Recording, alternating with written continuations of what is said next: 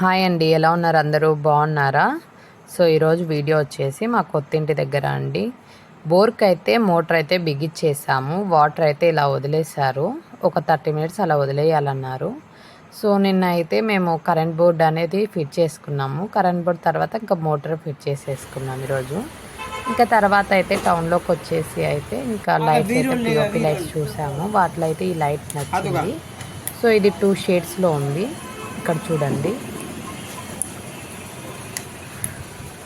మాకైతే నచ్చింది. సో హౌస్కి కూడా బాగుంటుందని బెడ్రూమ్స్కి అయితే ఈ పీస్ అయితే తీసుకున్నాము, sample piece. And full white వచ్చేసి హాల్లోకి తీసుకున్నాము.